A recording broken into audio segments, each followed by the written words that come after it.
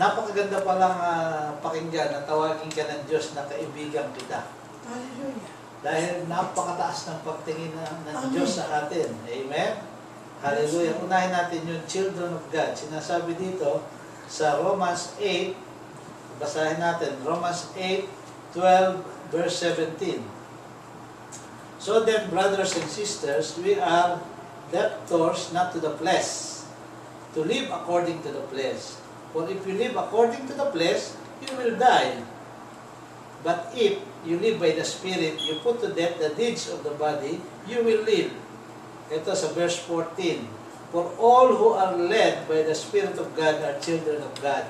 Nang tanggapin natin si Jesus, binautismohan tayo ng Panginoong Jesus ng banal na Espiritu Santo.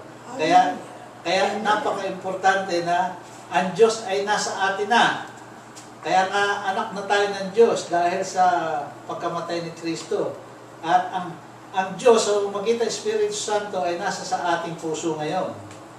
For they did not receive the spirit of slavery to fall back into fear, but you have received the spirit of adoption. Kaya tayo na-adopt. Ang only begotten Son ng Diyos ay ang kanyang anak, si Jesucristo. Pero tayo, dahil kay Kristo, ay natubos tayo, naging adopted son tayo ng Panginoon Diyos. Kapatid natin ang Panginoong Jesus. Hallelujah. Praise the Lord. Sabi dito, for you did not receive the spirit of slavery to fall back into fear, but you have received the spirit of adoption.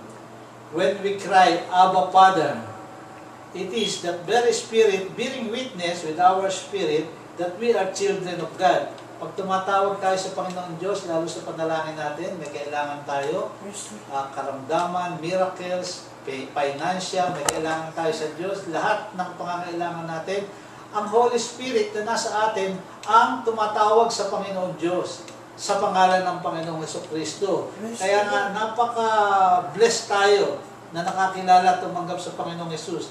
Dahil kahit kailan tayo dumalangin sa Diyos, may nag-i-interfere ang Holy Spirit at ang Panginoong Jesus na nasa piling ng Diyos sa kanang trono niya. Siya ang ating intercessor sa Diyos. Maririnig ng Panginoong Jesus ang panaghoy ng Espiritu Santo at iyon naman ang iyaano niya sa Panginoong Diyos. Siya ang interpreter. Walang iba kundi ang Diyos. Hallelujah. So, sabi dito,